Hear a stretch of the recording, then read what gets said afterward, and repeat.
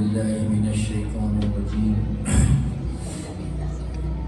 بسم الله الرحمن الرحيم الحمد لله رب العالمين بارئ الخلائق أجمعين فاطر السماوات والأرضين باعث الأنبياء والمرسلين ثم الصلاة والسلام والتحية والإكرام على سيدنا ومولانا أبي القاسم المصطفى محمد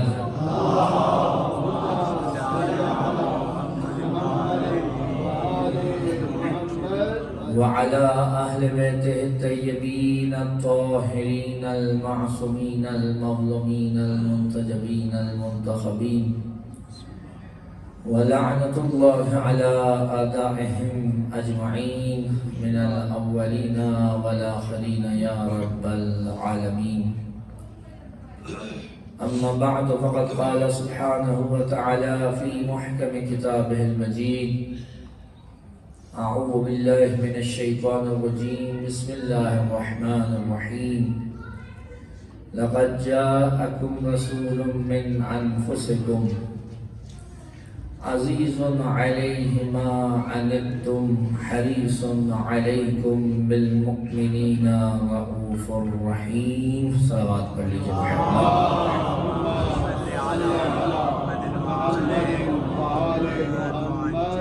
اپنی حاجات کی قبولیت کے لیے امام وقت کے ظہور میں تعجیل کے لیے جہاں کہیں مومنین و مومنات آباد ہیں ان کی عزت مال جان آبرو کی حفاظت کے لیے بالخصوص پارہ چنار میں محصور مومنین کی حفاظت کے لیے ملک خداداد پاکستان کے حالات کی بہتری کے لیے جس کسی نے دعا کی التماس کی ہے ان کی حاجات کی قبولیت کے لیے جو علیل ہے ان کی شفایابی کے لیے اور ان مجالس میں جتنے بھی مومنین نے دام درہم سخن قدم حصہ لیا اور جن شہداء کی بارگاہ میں اس وقت ہم حاضر ہیں ان کی درجات کو عالی سے متعالی فرمانے کے لیے بابا سے بلند صلوات عنایت فرمائیں.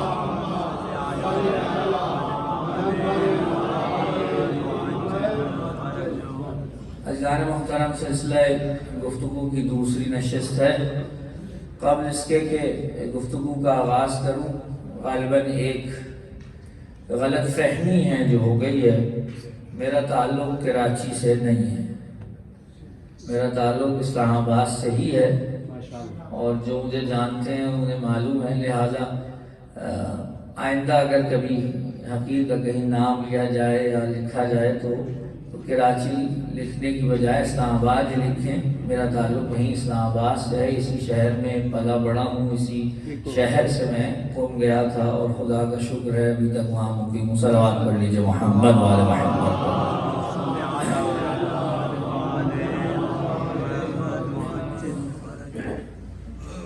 عزیزان محترم, کل اس آیت کے ذیل میں جو سورہ مبارکہ توبہ کی آیت نمبر 128 ہے چند گزارشات پیش کی تھی.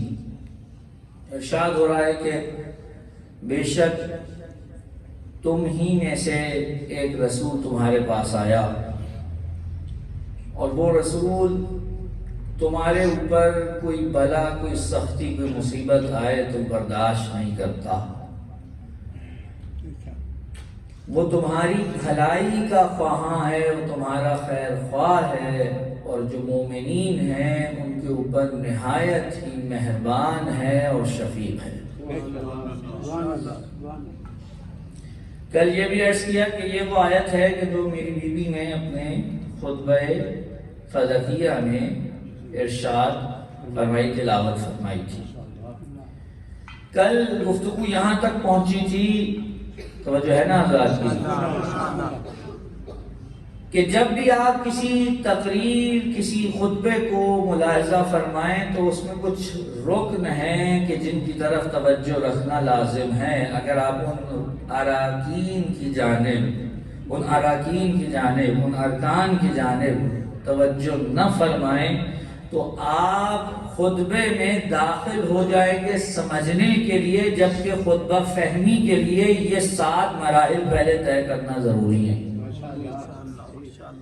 یعنی آپ مقدمات کو چھوڑ کے براہ راست، یہ بالکل ایسے ہی ہے کہ اگر کسی شخص نے کوئی کتاب لکھی ہو تو وہ اس کتاب کو کیوں لکھ رہا ہے، کیا مقصد ہے، اس کا ہدف حاصل ہو سکا یا نہیں ہو سکا، کن کتب کی جانب اس نے رجوع کیا، ثابت کیا کرنا چاہتا تھا، ان تمام چیزوں کا وہ تذکرہ ہمیشہ مقدمے میں کرتا ہے۔ اگر آپ مقدمہ چھوڑ کر براہ راست کتاب کے مطالعے میں مشغول ہو جائیں تو شاید جہاں تک آپ کو مؤلف لے کے جانا چاہ رہا ہے وہاں نہ پہنچ پائیں۔ مقدمہ ضروری ہے۔ کل عرض کیا تھا پہلا رکن یہ ہے کہ خطیب کون ہے، پریشان تو نہیں ہے نا؟ پہلا رکن کیا ہے کہ خطیب کون ہے؟ معلوم ہے کہ کون ہے خطیب؟ جناب سیدہ فاطمہ الزہرا سلام اللہ علیہا۔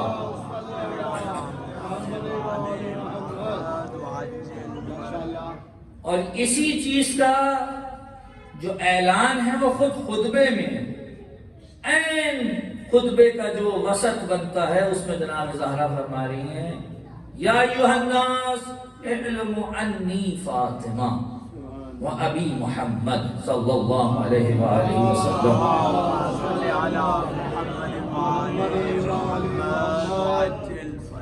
کل سوال اٹھایا تھا، ذہنوں میں ہوگا یقیناً، کہ کیا جن سے مخاطب تھی جناب سیدہ وہ نہیں جانتے تھے کہ بی بی کا کیا نام ہے اور ان کے والد کون ہیں؟ بالکل جانتے تھے۔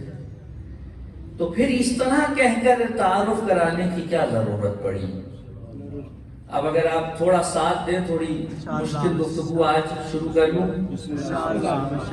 دیکھیے قبلہ تشریف فرمائیں، یہ جو لفظ ہے نا عین لام میم، جس کو ہم عام طور پہ علم پڑھتے ہیں، یہ اپنی ایک ایسی حیت رکھتا ہے کہ جب اسے کہیں پر صیغہ امر کے ساتھ لایا جائے، مثلا جیسے میں آپ کو اردو میں کہوں جان لو، اس کا کیا مطلب ہے؟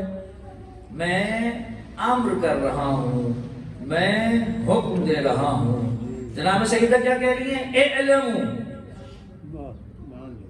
جان لو۔ ایک تو پہلے ہی یہ کہنا کہ جانو، اور اگلا جو جملہ ہے وہ اور عجیب ہے۔ جناب سیدہ نے اعلموا اور فاطمہ کے بیچ میں رکھا انی۔ یہ جو ان ہے، توجہ فرماتا ہوں، انا جو ہے یہ کیا کرتا ہے؟ یہ وہاں پر آتا ہے جہاں پر کوئی ایسا جملہ کہنا ہو جس میں تاکید موجود ہو۔ یعنی کہیں اگر کوئی کسی جملے پر تاکید کرنا چاہتا ہے تو وہ اس حرف سے استفادہ کرے گا۔ توجہ فرما رہے ہیں حضرات؟ اور جب وہ اس سے استفادہ کرے گا تو نتیجہ کیا نکلے گا؟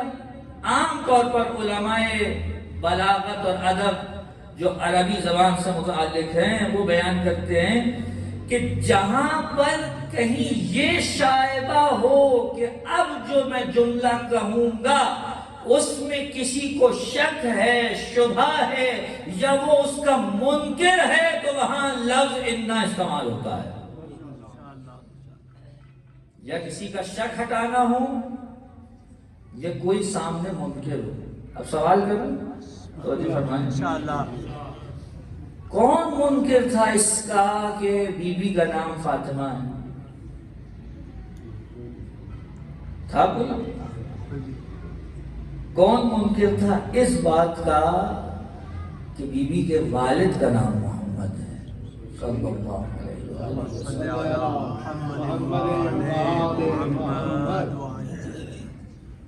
کوئی نہیں منکر نا، کوئی منکر نہیں۔ خود خطبے کے درمیان آپ جائیے احتجاج تبریسی کی اگر آپ روایت اٹھائیے تو اس میں منبر پہ بیٹھے ہوئے شخص سے جو اس کا حاکم وقت ہے، جب بی بی نے خطاب فرمایا ہے تو اس کے بعد اس نے بھی کوشش کی ہے بی بی سے بات کر کے کسی طریقے سے معاملے کو دبانے کی، تو اس میں وہ کیا کہتا ہے؟ عجیب جملہ ہے، توجہ چاہوں گا، کیا کہتا ہے؟ مجھے آپ سے زیادہ اور آپ کے بابا سے زیادہ تو کسی سے محبت ہی نہیں ہے۔ سامنے والا یہ کہہ رہا ہے، اس کا مطلب ہے جانتا ہے کون ہے۔ کئی آگے کی میں بات ہے، خود خطبے میں موجود ہے یہ جملہ، جانتا ہے کون ہے، تو پھر بی بی یہ کیوں کہہ رہی ہیں؟ اب علماء نے اس کی تفسیر میں ایک عجیب جملہ لکھا، توجہ، کہا اس لیے کہ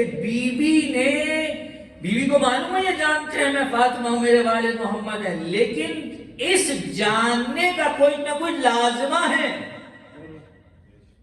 اور وہ لازمہ یہ ہے کہ اگر فاطمہ آئی ہیں تو اب فاطمہ سے سوال نہ ہو، اور چونکہ فاطمہ سے ان کے مقام کے مطابق پیش نہیں آیا گیا، یہ ایسے ہی ہے کہ جیسے یہ میرے مقام کے منکر ہو گئے ہیں۔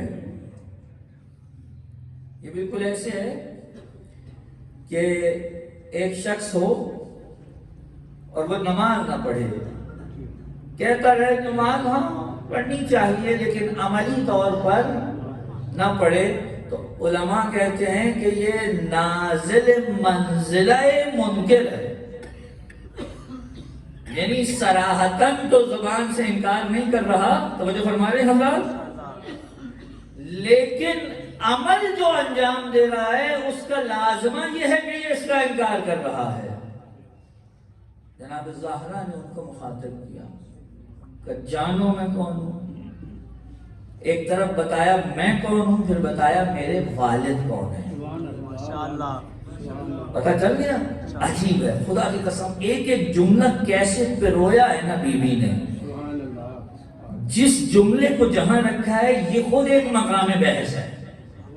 ہو سکتا ہے کہ یہ جملہ آگے پیچھے کر کے کہتی نہیں، جس جگہ پہ رکھا ہے اس کی بھی کوئی نہ کوئی حکمت ہے۔ اب جب یہ کہہ چکی میں فاطمہ ہوں اور میرے والد محمد ہیں، تو اب اپنا تعارف کیا کرائیں؟ لا اقول ما اقول غلطا ولا افعل ما افعل شططا، کہ جانو میں کون ہوں، کون ہوں میں کبھی غلط بات نہیں کرتی، میں کبھی غلط کام انجام نہیں دیتی۔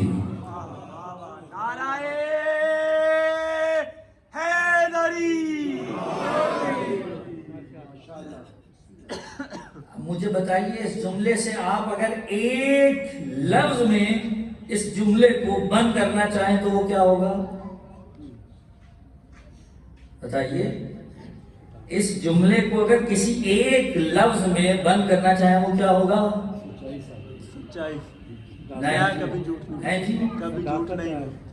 صرف جھوٹ کی بات نہیں ہے، غلط بھی نہیں کرتی۔ اس کا مطلب یہ ہے کہ زہرا سلام اللہ علیہا نے وہاں اپنے معصومہ ہونے کا اعلان بھی کیا ہے اور عصمت کی تعریف بھی بیان کر دی ہے۔ میں کبھی غلط نہیں کہتی، میرے قول میں کبھی تمہیں کوئی غلط قول نہیں ملے گا، میرے فعل میں کبھی تمہیں کوئی پراگندہ غلط فعل نہیں ملے گا۔ یہ کس کا تعارف کرا رہی ہیں؟ اپنا۔ کیوں؟ کیونکہ جملہ پہلے یہ رکھا تھا اعلموا انی فاطمہ، اگلا جملہ کیا تھا؟ وَأَبِي محمد، تو اب ان کا بھی تو تعارف کرائیں، بے توجہ فرمائیں، اب ان کا بھی تعارف کرائیں۔ تو اپنے تعارف کے لیے تو یہ جملہ رکھا، لیکن اپنے والد کا تعارف کرانے کے لیے جملہ نہیں آیت رکھی۔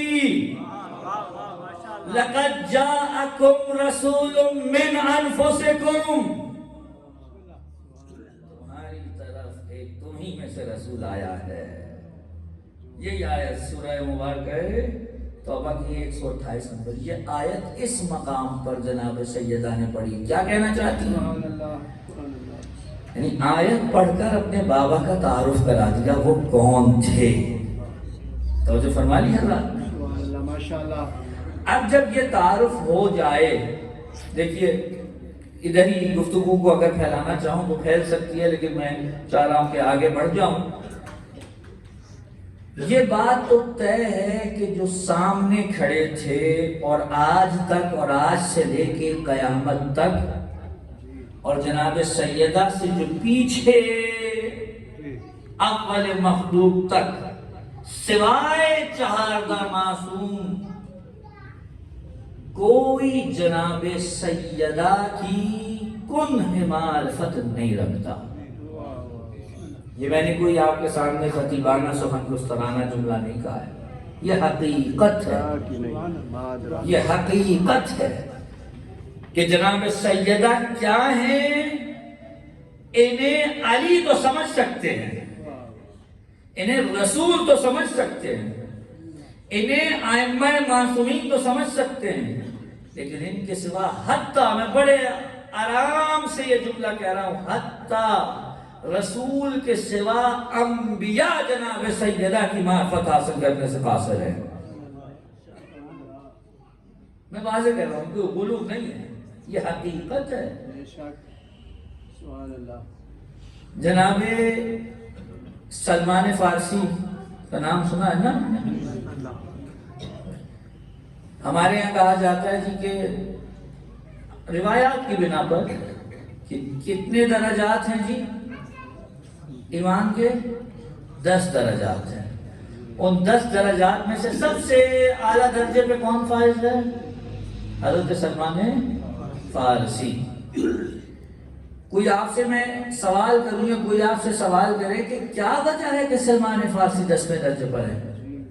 کوئی وجہ ہونی چاہیے نا۔ تو اس کے سوا اور کوئی جواب نہیں ہے کہ ان کا درجہ معرفت چونکہ زیادہ ہے، لہذا ایمان کے درجے میں بھی وہ سب سے اوپر ہے۔ تو معرفت طے کرے گی کہ ایمان کس درجے کا ہے، ایسا ہی ہے۔ لیکن اس درجے پہ فائز ہونے کے باوجود، توجہ، کیا سلمان اس علی کو جانتے ہیں جسے محمد مصطفیٰ جانتے ہیں؟ کیا سلمان اس علی کو جانتے ہیں جسے جناب سیدہ جانتی ہیں؟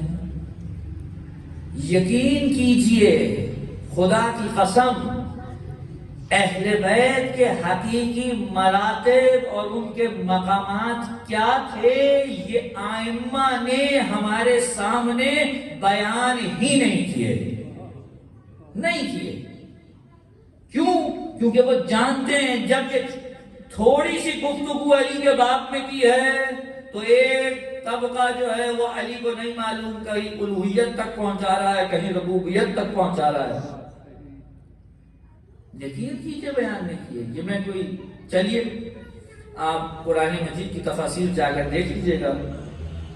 قرآن مجید میں سورہ زاریات جب آپ پڑھیں گے، اس کے اگر شان نزول کے بارے میں جا کے پڑھیں، پوری روایت تفصیلی ہے، میں وہ نہیں پڑھتا۔ جب جناب امیر ایک جنگ فتح کر کے، جس کا حال سورہ زاریات میں بیان ہوا ہے، واپس پلٹے اور جناب رسالت مآب کو یہ جا کر خبر دی گئی کہ جناب امیر تشریف لے آئے ہیں، تو رسول تشریف لائے، علی اپنے فرس سے زمین پر آئے، رسول نے باہوں کو پھیلایا، علی کو اپنے سینے سے چمٹایا، ماتھے کا بوسہ لیا اور بوسہ لے کر ایک جملہ کہا کہ یا علی، اگر آج مجھے یہ خوف نہ ہوتا کہ دنیا تمہارے بارے میں وہی باتیں کرے گی کہ جو انہوں نے عیسیٰ ابن مریم کے بارے میں کی تھی، تو میں تمہارے ایسے فضائل پڑھتا کہ دنیا تمہارے پیروں کی خاک اٹھا کر انہیں اپنی آنکھوں کا سرما بنا لیتی۔ رسول نے اعتراف کیا ہے کہ جس علی کو میں جانتا ہوں اس کا میں نے تمہیں تعارف ہی نہیں کرایا ہے۔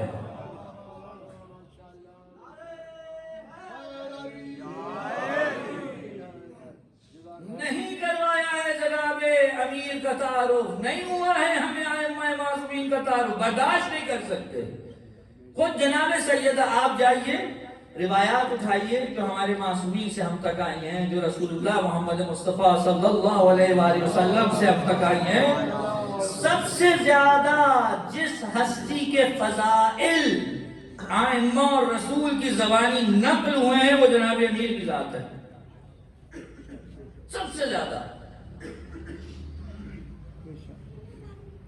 بعض اوقات ایسا ہوتا ہے کہ فضائل نقل نہیں کیے جاتے لیکن کوئی فارمولہ دے دیا جاتا ہے اور اس فارمولے سے معلوم ہو جاتا ہے کہ حقیقت کیا ہے۔ توجہ، علی کے اتنے فضائل نقل ہوئے نا، ان سارے فضائل کو جو نقل ہوئے ایک طرف رکھیں اور اب رسول کی وہ حدیث پڑھیں، اگر علی نہ ہوتے تو فاطمہ کا کوئی ہمسر نہ ہوتا۔ اس کا مطلب جانتے ہیں؟ وہ معاملات کے جو خاص ہیں جناب امیر سے، جیسے امامت کا معاملہ، اسے ایک طرف کر دیجئے، باقی تمام معاملات میں جناب سیدہ کم از کم علی کے برابر ہیں، اس لیے ہم پر اللہ قرار پائی ہیں۔ یہ ہم پلہ ہونا، یہ کف ہونا، یہ میرے اور آپ کی طرح کا نہیں ہے کہ ظاہری پڑھائی دے کہ ہاں اس نے بھی میٹرک کیا ہوا ہے تو اس نے بھی میٹرک کیا ہوا ہے، ان کے بھی والد یہ ہیں، ان کے بھی والد یہ ہیں، چلو سلام علی شادی کر دی جائے۔ یہاں کفیت کا معیار یہ نہیں ہے، یہاں کفیت کا معیار یہ ہے کہ جس درجہ فضیلت پہ جناب امیر کھڑے ہیں، جناب سیدہ اس درجہ فضیلت پر ہے، تبھی خدا نے کہا کہ اگر علی نہ ہو تو فاطمہ کا کوئی ہم پلہ نہیں ہو سکتا۔ یعنی یہ فارمولہ دے دیا ہمیں کہ علی کی ذات کو دیکھتے جاؤ اور جو فضائل و کمالات تمہیں علی کی ذات میں دکھیں سمجھتے جاؤ، ان کی جو ہمسر فاطمہ ہیں یہ تمام کمالات ان کی ذات میں بھی موجود ہیں۔ صلوات پڑھے محمد و آل محمد۔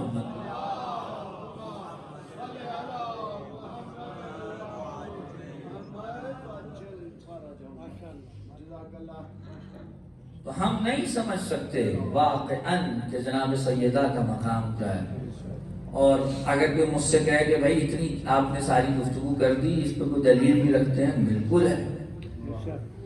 امام جعفر صادق علیہ السلام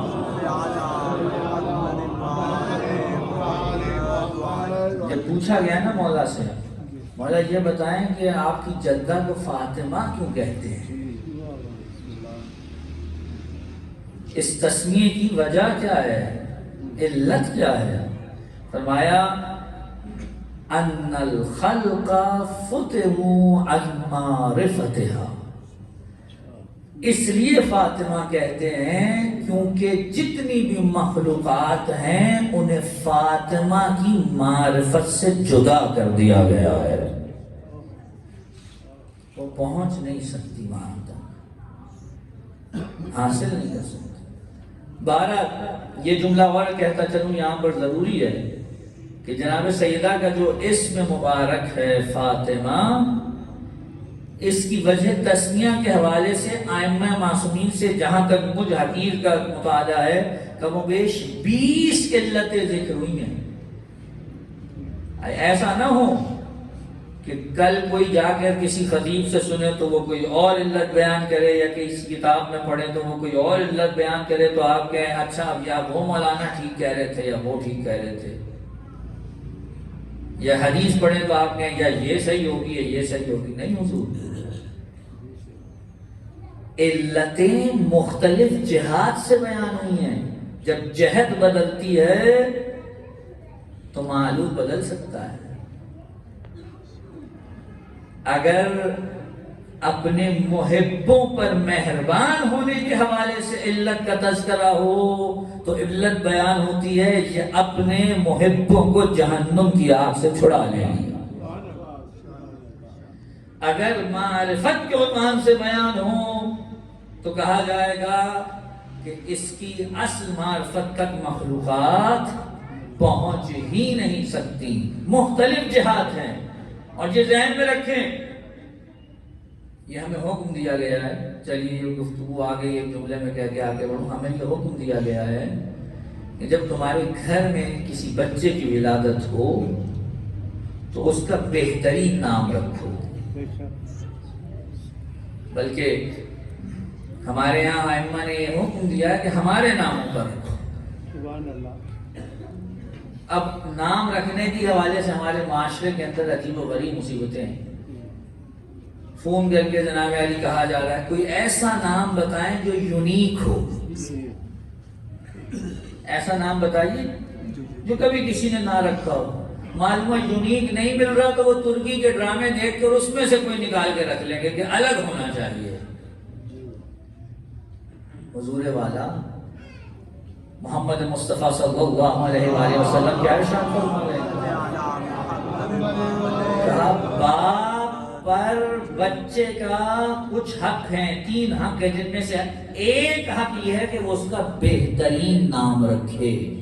مجھے بتائیں بہترین نام کون سے ہیں؟ بتائیے بہترین نام کون سے ہیں؟ اب یہ مشکل ہو جاتی ہے جناب علی، نہیں میرے بھائی کی بیٹی کا نام فاطمہ، میں کیسے رکھ لوں؟ امام حسین اپنی ساری بیٹیوں کے نام فاطمہ رکھے،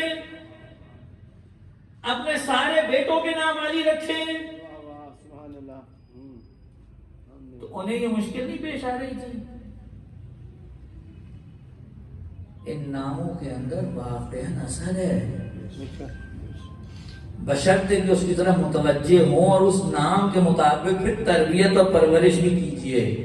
توجہ فرما رہے نا حضرات؟ تو یہ معاملات جو ہیں اس قدر عجیب و غریب ہو گئے ہیں کہ عام انسان نام رکھنے کی جب بات آتی ہے تو کوئی بھی رکھ لو، کوئی مسئلہ نہیں ہے۔ ائمہ فرماتے ہیں نہیں ہمارے ناموں پہ رکھو۔ امام جعفر صادق علیہ السلام تشریف فرما ہے، ایک شخص آیا کہتا ہے آقا میرے گھر میں بیٹی ہوئی ہے۔ امام نے مبارکباد دی، مبارک ہو، کہ بتاؤ کیا نام رکھا؟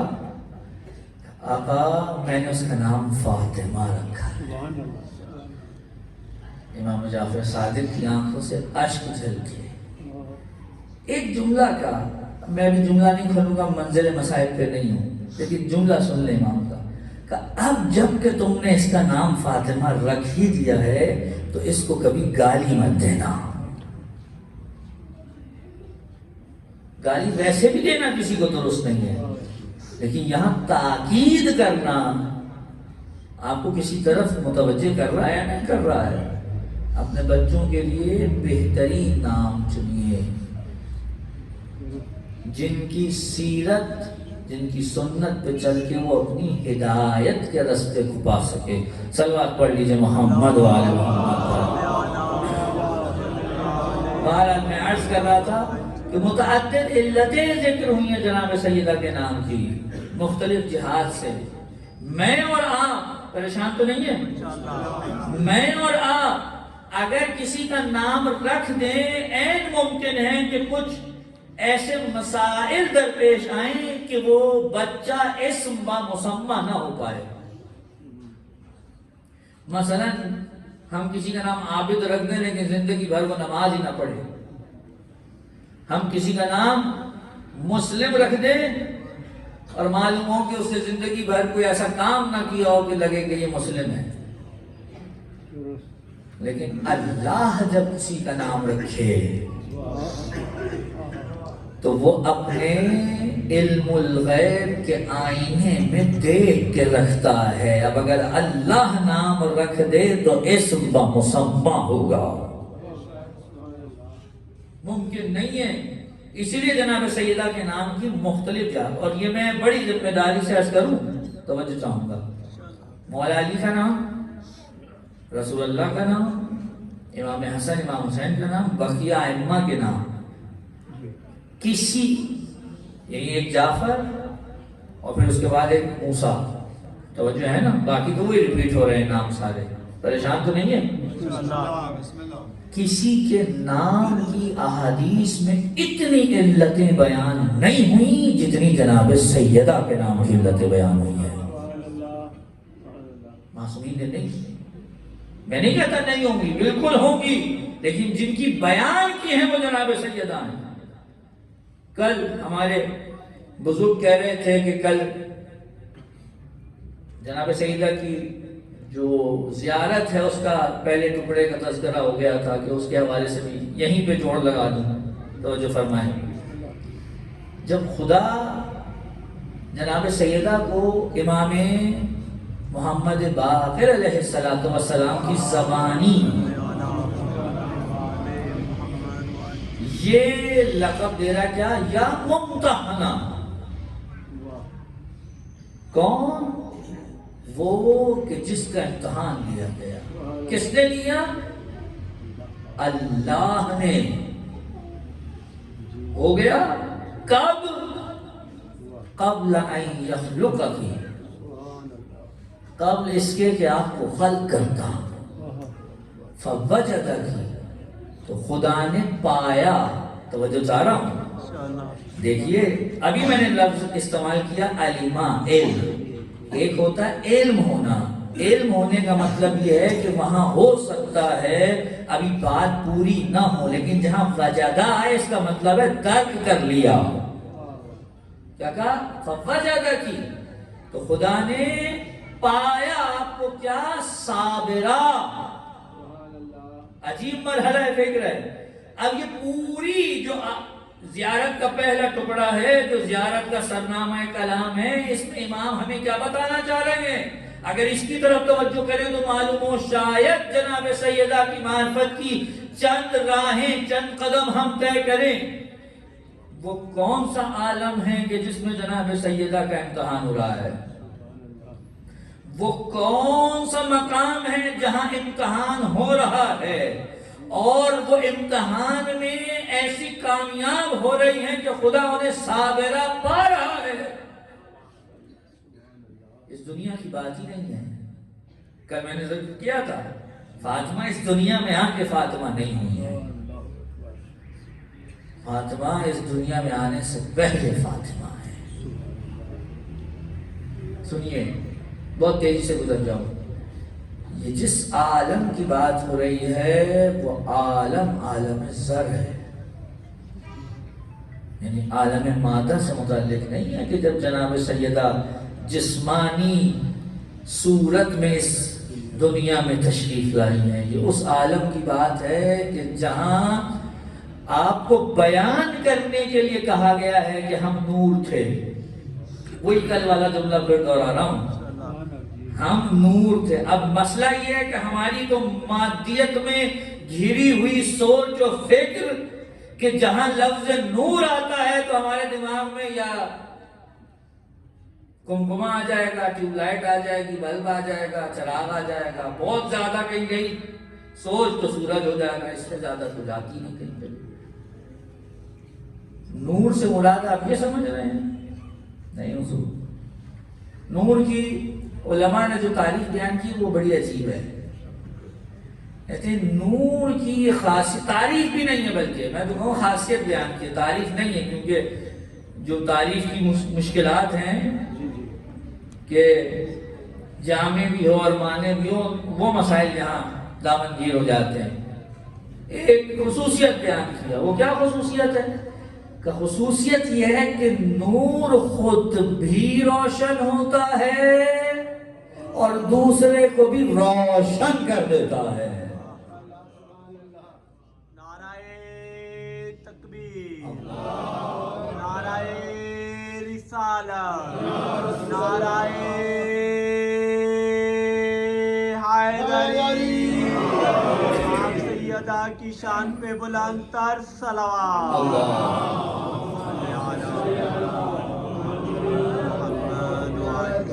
خود بھی روشن ہے، دوسرے کو بھی روشن کر دیتا ہے. اب اس کی طرف اشارہ ہے، ہم نور تھے. اب آپ پوچھئے کہ نور تھے تو ادھر کس کی ہدایت کر رہے تھے؟ اب جائیے وہ روایات اٹھائیے جس میں فرماتے ہیں ہم ہیں وہ کہ جنہوں نے فرشتوں کو درس توحید دیا ہے. ماشاءاللہ. ہم ہیں وہ جنہوں نے فرشتوں کو درس توحید دیا ہے. بنا عبد اللہ، ہم ہیں وہ جن کی وجہ سے اللہ کی عبادت ہوتی ہے. یہ اصول کافی کی حدیث ہے حضور. یہ میں کو اپنی جیب سے لا کر آپ کے سامنے بیان نہیں کر رہا ہوں، موقع نہیں ہے، محل نہیں ہے، ورنہ ایک ایک روایت کے اوپر گفتگو ہونی چاہیے۔ مشکل یہ ہے کہ یہ منبر جب سے قرآن اور حدیث سے دور گیا ہے، اس نے امت اور قوم کی بھلائی کی جگہ برائی کی ہے۔ ہمیں معارف اہل بیت کے ساتھ چلنا ہے، ہمیں جو اہل بیت نے تعلیمات دی ہم نے اس کے ساتھ چلنا ہے، ہم نے عقل اور عقلی گفتگو کے ساتھ چلنا ہے۔ ہمیں کیا مطلب ہے کہ کسی کے دماغ میں کیا خلفشار ابھرتا ہے اور وہ اسے دین کا نام کہہ کے دنیا کے سامنے پیش کرتا ہے۔ ابھی آپ نے پچھلے دنوں شاید دیکھا ہو، اب تو سوشل میڈیا کا دور ہے، چلیے یہ جملہ بھی کہتا چلوں، وہ ایک صاحب ہیں، وہ بیٹھ کر، کیا عجیب زمانہ ہے کہ وہ بیٹھ کر جناب امیر اور امیر شام کے درمیان تقابل فرما رہے ہیں۔ اللہ اکبر۔ ہم کہتے ہیں علی کا تقابل کرنا انبیاء سے کیجئے، وہاں نہیں ہو سکتا، چاہ جائے کہ کسی ایسے سے۔ واضح کہتا ہوں میں،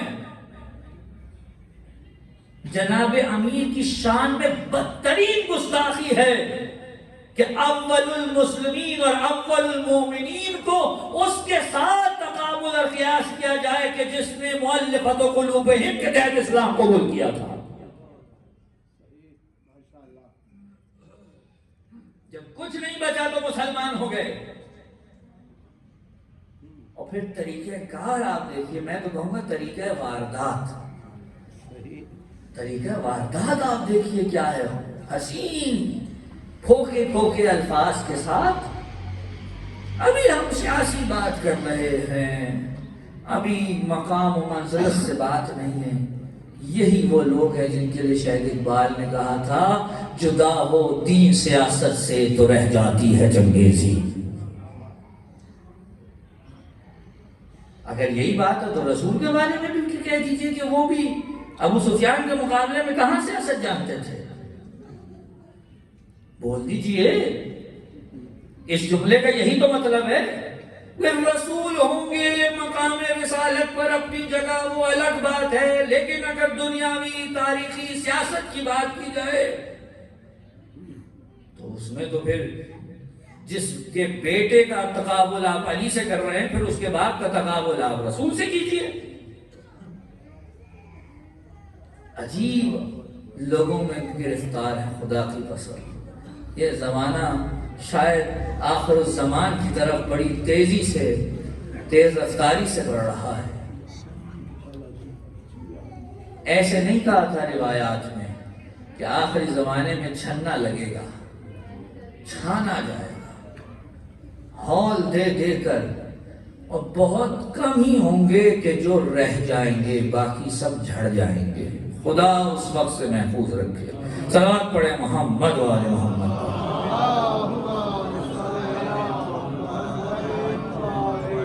ابھی تاریخی گفتگو نہیں کرنا نہیں چاہتا، نہ کر رہا ہوں، ورنہ میں اس میں داخل ہو سکتا ہوں، لیکن موضوع سے ہٹ جاؤں گا۔ اگر تاریخ بیان کرنی شروع کر دی جائے تو ویسے ہی ہم پہ الزامات کی بوچھاڑ ہو جائے گی۔ ہم تو فقط وہ بیان کر رہے ہیں جو لکھا ہوا ہے بھائی۔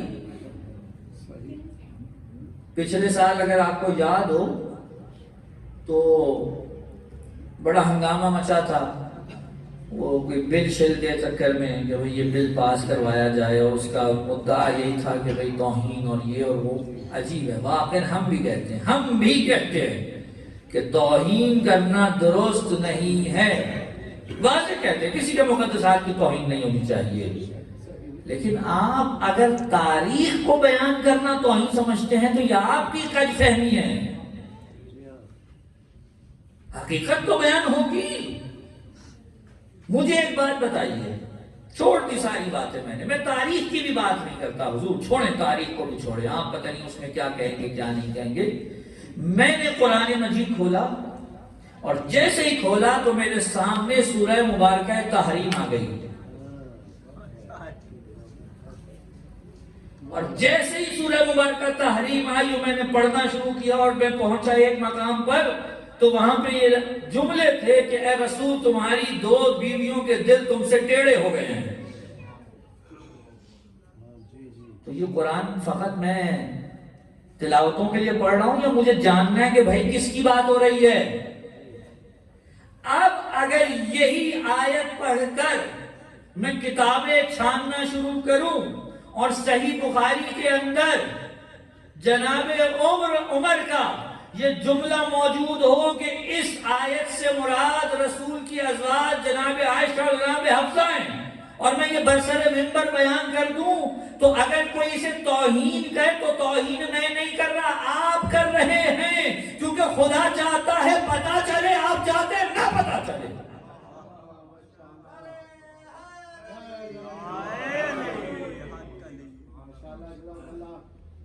آپ توہین کر رہے ہیں قرآن مجید کی۔ قرآن چاہتا ہے پتہ چلے، ورنہ کیوں ذکر کیا ہے؟ اگر قرآن کہتا ہے کہ اگر کوئی فاسق تمہارے پاس خبر لے کے آئے تو بغیر تحقیق کے اس پہ یقین نہ کرنا، تو اب میرے دماغ میں یہ سوال تو ابھرنا چاہیے نا کہ بھئی وہ کون سا فاسق تھا؟ اگر قرآن مجید کہہ رہا ہے کہ کسی نے کوئی غلط حرکت کی ہے تو میرے دماغ میں آنا تو چاہیے کہ بھئی آیت کا مصداق کون تھا؟ اگر آیت یہ کہہ رہی ہے کہ کسی نے رسول کی زندگی کو اپنی زندگی پہ فوقیت دے کر بستر رسالت پر اپنے آپ کو قربانی کے لیے پیش کیا، تو میرا ضمیر، میرا دماغ کہتا ہے میں ڈھونڈوں تو صحیح وہ کون تھا۔ آپ چاہتے ہیں ہر چیز میں پابندی لگ جائے، کچھ چیز بیان نہ نہیں ہوئی۔ اگر اس کو آپ توہین سمجھتے ہیں تو پھر معذرت کے ساتھ سب سے پہلے یہ توہین خدا نے کی ہے۔ صلوات پڑھے محمد والے محمد پر۔ پہلے جا کر دامن توحید سے دامن گیر ہوئیے، پھر ہم سے بات کیجیے گا۔ ایک اور صلوات عنایت فرمائیں۔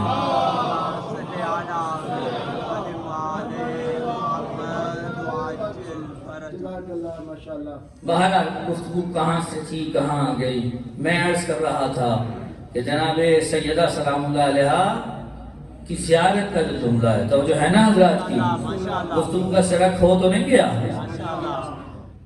کہ جناب سیدہ کی جو زیارت ہے کیا فرما رہا امام باقر کیا فرما رہے علیہ السلام کہ ان کا امتحان لیا گیا اس عالم میں بھی قبل خلقت، تو ان کو صابرہ پایا۔ کون سا مقام ہے یہ مقام امتحان؟ پروردگار نے جب عالم زر میں سب سے گواہی لی، یہ ہماری روایات میں ثابت شدہ بات ہے، آیت کہتی ہے کہ ہم نے توحید پہ گواہی لی۔ تفسیر جب معصومین نے بیان کی تو بیان فرمایا کہ توحید کے ساتھ نبوت، رسالت ماب اور ولایت جناب امیر کی بھی گواہی لی گئی ہے۔ اور جناب امیر کی روایت عجیب ہے اس مقام پہ۔ آپ سے میں پوچھوں یاد ہے کہاں بلا کہا تھا؟ یاد ہے؟ نہیں یاد نا، لیکن جناب امیر کی ایک روایت بڑی عجیب ہے۔ خدا قسم اہل بیت کی روایات جب ہم دیکھتے ہیں نا، انہیں بیان کرنا، انہیں تفسیر توضیح کے ساتھ بیان کرنا بڑا عجیب مرحلہ ہے۔ فرماتے ہیں جب وہاں اقرار ہو رہا تھا تو میں ان لوگوں کا بھی بتا سکتا ہوں جو میرے دائیں جانب کھڑے تھے، ان کا بھی بتا سکتا ہوں جو میرے بائیں جانب کھڑے تھے۔ اب یہ ذہن میں رکھیے گا، یہ دائیں بائیں سے مراد کوئی سمت نہیں ہے، وہ عالم مادہ نہیں ہے کہ جہاں کوئی سمت ہو۔ یہ مصیبت وہی ہے جو کل میں نے بیان کی کہ ہمیں سمجھانا ہے، ادھر کے مطالب ادھر کی زبان میں بیان کرنے، عرشی مطالب فرشی زبان میں بیان کرنے ہیں، لہذا یہ مشکلات دامنگیر ہیں۔ مگر نہ یہ نہ سمجھے جیسے آپ یہاں مجمع لگا کے بیٹھے، شاید ایسا کوئی مجمع ہی لگایا ہو خدا نے۔ یہاں بتاؤ بھائی کون کون ہے؟ اس کی لمبی چوڑی بحث ہے، وہ نہیں چھیڑتا میں۔ خدا نے اقرار لیا، اور جب اقرار لیا تو کئی ایسے ہیں، توجہ فرمائیں حضرات، کئی ایسے ہیں کہ جنہوں نے کئی کیا سبھی نے اقرار کیا۔ بنی آدم کا تذکرہ ہے، بنی آدم میں سب آتے ہیں، توجہ فرمائیں، بنی آدم میں سب آتے ہیں، سب نے اقرار کیا۔ جب سب نے اقرار کر لیا تو کئی ایسے ہیں کہ وہاں تو اقرار کر کے آئے لیکن یہاں آ کر اپنے اس اقرار پر قائم نہ رہے، اور جو نہ رہے وہ امتحان میں کامیاب نہ ہوئے۔ لیکن جنہوں نے وہاں اقرار کیا خدا کی وحدانیت کا، رسول کی رسالت کا، علی کی ولایت کا، اور یہاں آ کر قول اور فعل کے ساتھ اس پر ڈٹے رہے، تو ان کے لیے سمجھ میں آتا ہے فوجدکی صابرہ، تو اللہ نے تجھے صابرہ پایا۔ کیسا صابر پایا؟ جناب سیدہ کی اگر توحید دیکھیے تو عجیب مرحلہ ہے۔ جو لقب زہرا ہے، اس کی علت بیان کرتے ہوئے امام صادق علیہ السلام فرماتے ہیں اس لیے زہرا، اس میں بھی مختلف علتیں ہیں توجہ فرمائیں گے، لیکن اس کے لیے ایک علت یہ بیان کی، کہا جب جناب سیدہ محراب عبادت میں کھڑی ہوتی تھی تو ان کا نور ایسے درخشاں ہوتا تھا کہ آسمان والوں کو زمین کا وہ ٹکڑا ایسے چمکتا دمکتا دکھائی دیتا تھا جیسے تمہیں آسمان کے ستارے چمکتے دکھائی دیتے ہیں۔ رسالت کی بات کی جائے تو عجیب ہے، جناب سیدہ شریک کار رسالت ہے، شریک کار رسالت ہے۔ کوئی یہ نہ کہے جناب علی کے رسول ہے، شریک کار رسالت ہونا رسول ہونا اس میں فرق ہے۔ رسول آخری پیغمبر ہی ہیں، لیکن شریک کار رسالت سارے ائمہ ہیں۔ بالخصوص جناب سیدہ توجہ فرمائیں، لقد کان لکم فی رسول اللہ اسوۃ حسنہ، بے شک رسول کا جو عمل ہے وہ بہترین نمونہ ہے، عمل ہے، ان کی سیرت جو ہے بہترین نمونہ ہے، عمل ہے۔ ایسا ہی ہے، آپ ہر مقام پہ رسول کی اتباع کر سکتے ہیں، کر سکتے ہیں؟ جواب دیجئے، کر سکتے ہیں نا؟ قرآن جب کہہ رہا ہے تو پھر کر ہی سکتے ہوں گے۔ اور یہ میں ذہن میں آپ کے گوش گزار آپ کے کروں، ذہن متعلق اس بات کو، اتباع اور اطاعت میں فرق ہے۔ اطاعت آپ حکم کی بھی کر سکتے ہیں، اللہ حکم دے آپ نے انجام دینا ہے، لیکن اتباع کے لیے ضروری ہے پہلے کوئی کر کے دکھائے۔ بھئی توجہ فرمائیں، اتباع کے لیے ضروری ہے، پیروی کے لیے ضروری ہے، پہلے کوئی اس رستے پہ چلا ہو اور اس کے نقش قدم پر آپ پیر جماتے ہوئے چلے، اس کو کہتے ہیں اتباع۔ اللہ کی اطاعت ہو سکتی ہے، اتباع نہیں ہو سکتی، کیونکہ اللہ نے آنکھیں کر کے کیا دکھانا ہے، اللہ حکم دے گا، اطاعت ہوگی، اسی لیے اطیعوا اللہ واطیعوا الرسول، رسول کی اتباع بھی ہو سکتی ہے، اطاعت بھی ہو سکتی ہے، لیکن اللہ کی فقط اطاعت ہوگی۔ پورے قرآن میں خدا نے کہہ لیے کہا کہ میری اتباع کرو، اتباع کرنی ہے رسول کی کرو، اور وہاں ہوگی اتباع جہاں کر کے دکھائے، اور رسول کے لیے کہا بہترین نمونہ عمل ہے، لہٰذا ہر مقام پہ۔ لیکن مسئلہ یہ ہے کہ کئی مقامات ایسے ہیں جہاں رسول عملاً وارد ہوئے ہی نہیں، ہو ہی نہیں، میں کہتا ہوں ہو ہی نہیں سکتے تھے، ممکن نہیں تھا۔ میں عرض کرتا ہوں اگر پیغمبر کے پاس کوئی خاتون آئے اور آ کر کہے یا رسول اللہ یہ بتائیے کہ ایک ماں، ایک بیوی اور ایک بیٹی کو کیسا ہونا چاہیے، تو رسول بتا سکتے،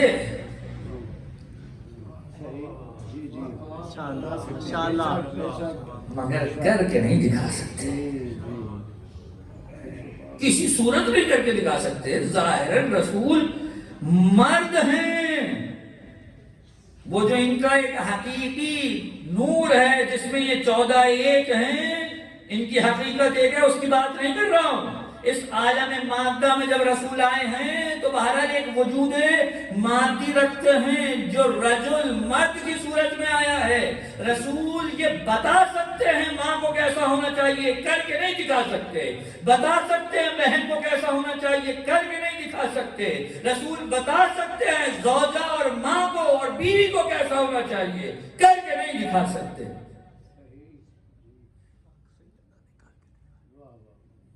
اور اتباع کے لیے تو ضروری ہے کہ کوئی کر کے دکھائے. بھئی توجہ فرمائیں. تو اب ضرورت ہے کسی ایسی مستور کی کہ کر کے وہ دکھائے. خواتین عمل اس کے عمل کو دیکھ کے کریں اور لکھا سیرت رسول میں ڈالا.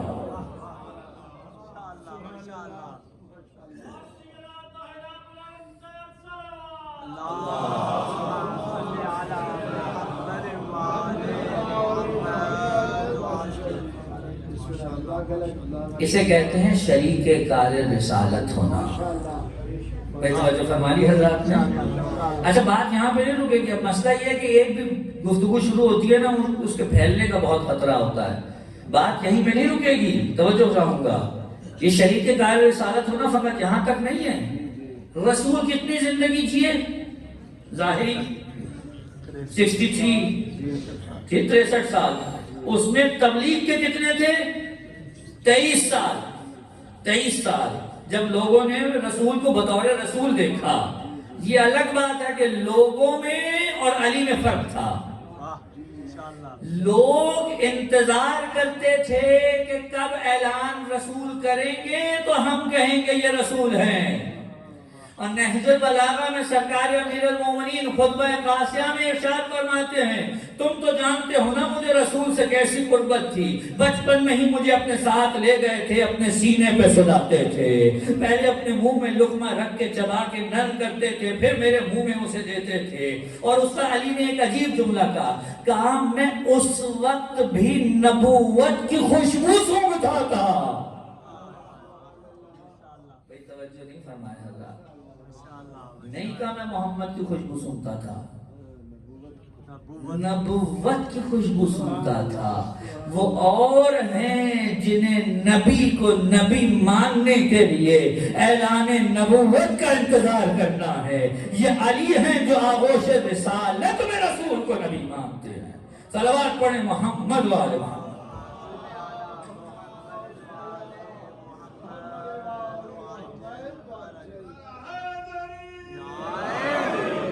نبی کو نبی مانتے ہیں. یہ جناب امیر ہیں, یہ جناب سیدہ ہیں. تو 23 سال ظاہری نبوت کے ساتھ دنیا کے سامنے پیغمبر رہے. اس 23 سال میں جو کچھ رسول نے کیا وہ سب کا سب لائق اتباع اور تعظیم ہے. لیکن یہاں مجھے اگر 5 منٹ زیادہ دیں آپ توجہ چاہوں گا. لیکن یہاں ایک مسئلہ ہے. وہ مسئلہ جانتے کیا ہے؟ آیت نے تو کہا کہ رسول بہترین نمونہ عمل ہیں. سوال یہ پیدا ہوتا ہے 23 سال پہلے یا بعد میں؟ اب بعض لوگ کہیں گے فقط 23 سال, اس سے پہلے کا ہمیں کچھ نہیں معلوم. اور جو بعد میں 23 سال کو کہیں گے اس میں بھی کئی مصیبتیں ہیں. کچھ کہیں گے نہیں حضور, رسول کی زندگی جو 23 سال ہے اس میں بھی 2 رخ ہیں, 2 زاویے ہیں. ایک وہ بطور نبی کلام کرتے ہیں اور ایک بطور انسان.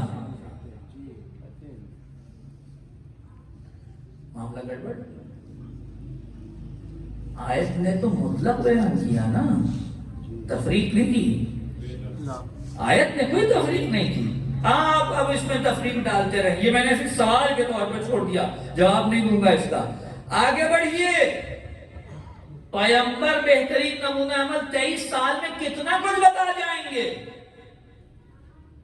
23 سال میں کتنا کچھ بتا جائیں گے. اسی لیے رک جائیں گے پر جنہوں نے یہ دیکھا کہ 23 سال فقط ایک معصوم موجود رہا اور اس کے بعد کوئی معصوم نہیں ہے, ان کے پاس جو ان کا احادیث کا مجموعہ ہے اس میں اگر مقررات کو حذف کر دیا جائے تو 4-4.5 ہزار سے زیادہ رسول کی حدیثیں نہیں ہیں. اور جنہوں نے کہا نہیں 250 سال تک معصوم کا وجود موجود تھا, ان کے یہاں الکافی کے اندر ہی 17,000 حدیث موجود ہیں. شریک کار رسالت یعنی کیا؟ یہ امام کی ضرورت اس لیے نہیں ہے کہ وہ یہ فقط بتاتا پھرے کہ رسول کیا کرتے تھے. امام کی ضرورت اس لیے ہے کہ وہ بتائے اگر آج رسول ہوتے تو کیا کرتے. سبحان اللہ سبحان اللہ ماشاء اللہ بسم اللہ. یہ آپ کو لگ رہا ہوگا کہ جنگ جمل میں تلوار کا دستہ علی کے ہاتھ میں ہے اور علی جنگ لڑ رہے ہیں، مگر ہم نے تو ایک ایسی عینت لگائی ہے جس میں رسول نے کہا تھا ہر کو کا ہر بھی اے علی تیری جنگ میری جنگ ہے. ہمیں تو لگ رہا ہے کہ تلوار کا دستہ بھی رسول کے ہاتھ میں ہے اور چلا بھی رسول ہی رہے ہیں. یہ ہے شریک کار رسالت ہونا.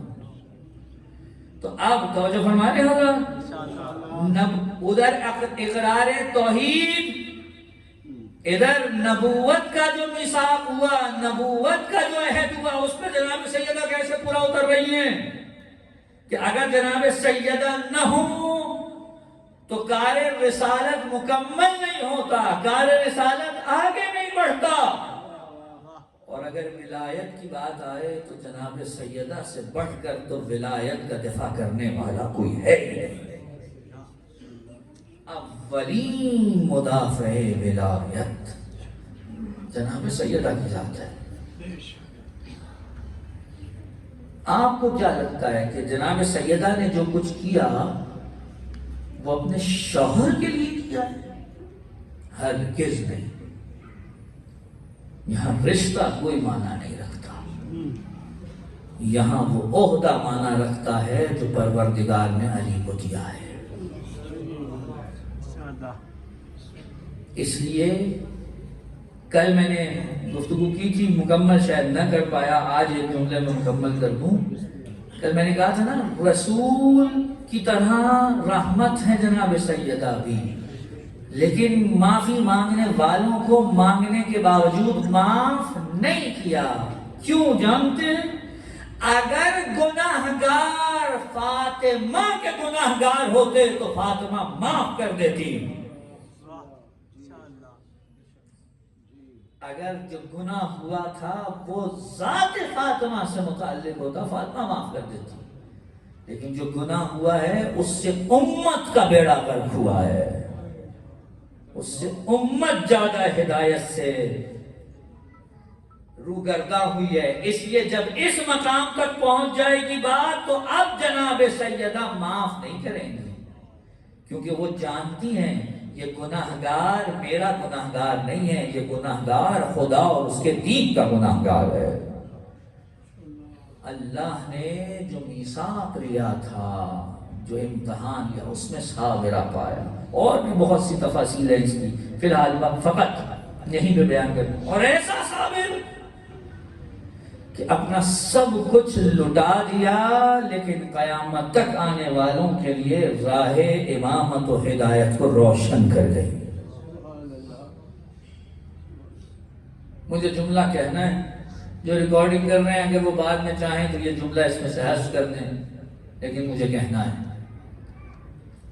علی اتنی مظلوم ذات ہے کائنات کی کہ اگر علی کا ساتھ دینے کے لیے دختر رسول بھی کھڑی ہو تو دنیا اسے اکیلا کر دیتی ہے. اگلا جملہ کہوں، علی اتنی مظلوم ذات ہے دنیا کی کہ اگر علی کے مقابلے پر دختر ابو بکر کھڑی ہو تو دنیا اس کا ساتھ دینے کو تیار ہو جاتی ہے.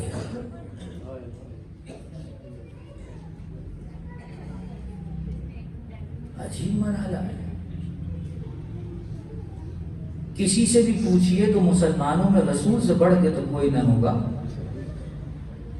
لیکن دختر رسول کو صرف اس جرم میں کہ وہ علی کے ساتھ کھڑی ہیں. عزادارو، خدا کسی پہ یہ وقت نہ لائے. ہم نے یہ دیکھا ہے کہ جب کوئی گلی محلے میں گزر جائے، رشتہ داروں میں گزر جائے، تو سارے لوگ اکٹھے ہو کے کہتے ہیں کہ ارے ان کے گھر میں عزا کا ماحول ہے اور رسول کی نصیحت ہے کہ ان کو مصروف عزا رہنے دو، 3 دن تک ان کے گھر میں چولہا نہ جلے، ان کو پانی، ان کو کھانا فراہم کیا جائے۔ لیکن جس رسول نے یہ تعلیمات دی تھیں وہ دنیا سے رخصت ہوا، مسلمانوں میں سے کسی نے فاطمہ سے آ کے یہ نہیں کہا بی بی کسی شے کی ضرورت ہے؟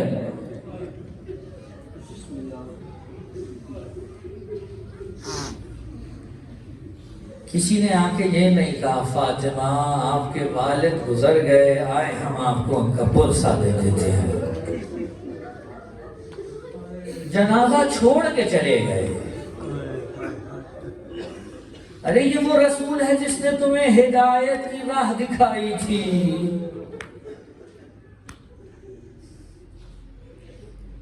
آپ جائیں پنجاب اور سندھ کے علاقوں میں، میں یہ ماحول دیکھ کر آیا ہوں میری آنکھوں کے سامنے۔ اگر کوئی پیر ہو نا، لوگ جس کے معتقد ہوں، کوئی پیر صاحب ہوں، وہ دنیا سے گزر جائیں اور بالفرض ان کا کوئی بچہ اس قابل نہ ہو کہ ان کی گدی کو ویسے سنبھال سکے جیسے پیر سنبھالتا تھا، تب بھی جو اس کے مرید ہوتے ہیں نا، وہ اس کے بچوں کا صرف اس لیے احترام کر لیتے ہیں کہ بھائی یہ اس کی اولاد ہے۔ مسلمانوں کو نہیں معلوم کیا ہوا، رسول کی ذریت کا یہ احترام کیا کہ چند دن گزرے رسول کا کفن میلا نہیں ہوا، دروازے پر لے کر آگ آ گئے۔ اور کون سا دروازہ؟ مجھ سے یہ بھی پوچھ لیجئے، مجھ سے پوچھ لیجئے کون سا دروازہ؟ وہ دروازہ جس پہ کم و بیش 6 ماہ رسول آیت تطہیر کی تلاوت کرتے رہے۔ کون سا دروازہ پوچھیں گے؟ یہ روایت اب میرے پاس وقت نہیں ہے کہ میں نقل کروں، یہ سراسر غلط ہے تاریخی طور پہ کہ رسول اللہ اپنی زوجہ جناب عائشہ کے حجرے میں دفن ہے۔ غلط ہے، جناب رسول جناب سیدہ کے حجرے میں دفن ہے۔ جناب سیدہ کے حجرے میں تھے جب آخری وقت تھا، عزادارو دق الباب ہوا، ایک مرتبہ جناب سیدہ گئی، کہا کون ہے؟ کہا بدو ہوں، رسول سے ملنا چاہتا ہوں۔ کہا جاؤ، ابھی میرے بابا پہ غشی کا عالم طاری ہے۔ کچھ دیر بعد پھر دستک ہوئی، جب تیسری مرتبہ دستک ہوئی رسول کو افاقہ ہوا، رسول نے آنکھ کھول کے کہا فاطمہ تمہیں معلوم ہے یہ کون ہے؟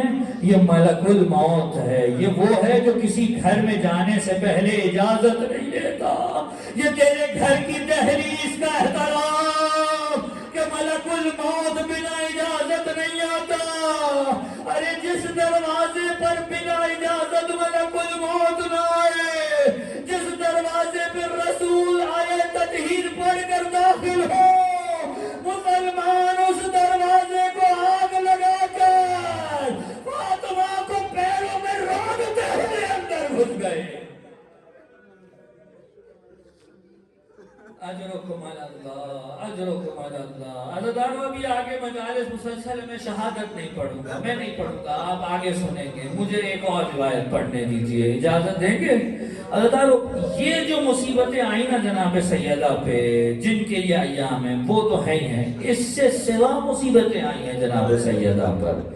کہتے ہیں جب امام حسین جناب سیدہ کے رحم میں تھے نا تو اپنی ماں سے باتیں کیا کرتے تھے۔ عزادارو ایک دن فجر کی نماز ہوئی، فجر کی نماز کے بعد ایک مرتبہ سلام کیا، کہا السلام علیک یا اماں، اے میری ماں آپ پہ میرا سلام، انا ولدکی عطشان، اے میری اماں میں آپ کا پیاسا بیٹا ہوں۔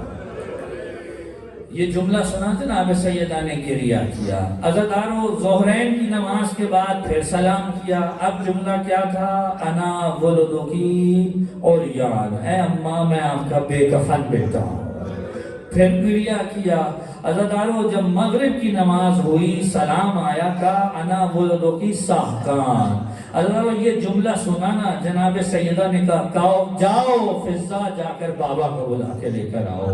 رسول آئے کہا بابا یہ بچہ بڑا عجیب ہے, عجیب عجیب طرح سے سلام کرتا ہے. تیسرا سلام بڑا عجیب تھا, پہلے کہا میں پیاسا ہوں, پھر کہا میں بے کفن ہوں, تیسرا ساہکان. بابا یہ ساہکان کیا ہوتا ہے؟ روایت کے جملے رسول نے کہا یا علی فاطمہ کے کندھوں پر ہاتھ رکھ لیجئے, میں تاکہ ساہکان کا مطلب بتا دوں. کہ بیٹی ساہکان کہتے ہیں اس کو جس کے لاشے پر گھوڑے دوڑا دیے جائے, جس کے لاشے کو پامال کر دیا جائے. عزادارو مجھے نہیں معلوم جناب سیدہ نے اس وقت کہ کیسے سمجھا برداشت کیا ہوگا کہ جسے اپنی کوکھ میں پال رہی ہو وہ پیاسا بھی رہے گا, وہ بے قرار بھی رہے گا, اس کا لاشا بھی پامال ہوگا. عزادارو اجرکم علی اللہ, اجرکم علی اللہ. رسول کی روایت سنیے, زحمت تمام کروں. کہا تمہیں معلوم ہے مسلمانوں قیامت والے دن تمام انبیاء, تمام اوصیاء, تمام اولیاء, تمام حضرات کھڑے ہوں گے اور میں بھی موجود ہوں گا.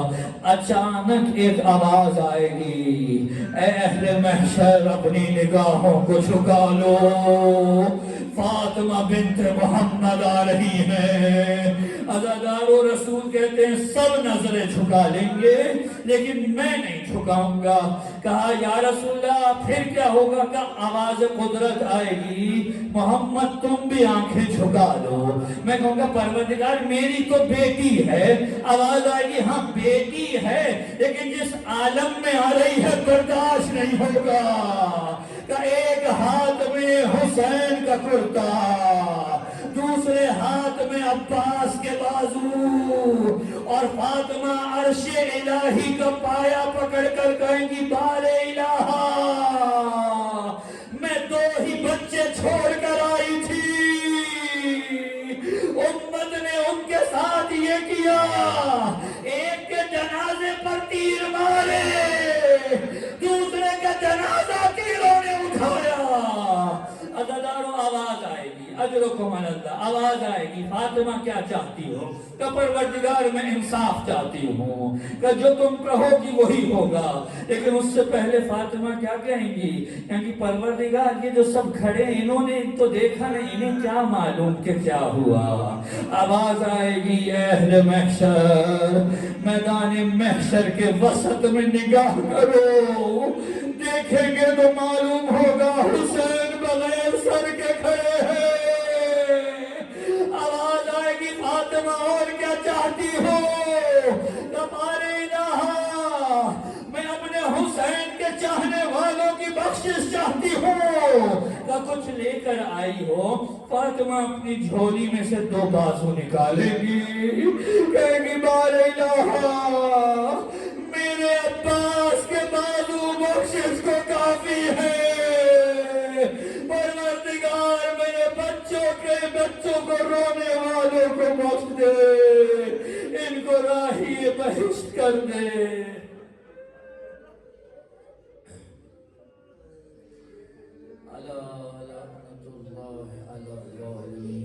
والسيادم الذين ظلموا أي منقلب ينقلبون إنا لله وإنا إليه راجعون. بہر الہا جناب سیدہ کی صدقے امام زمانہ کے ظہور میں تعجیل فرما.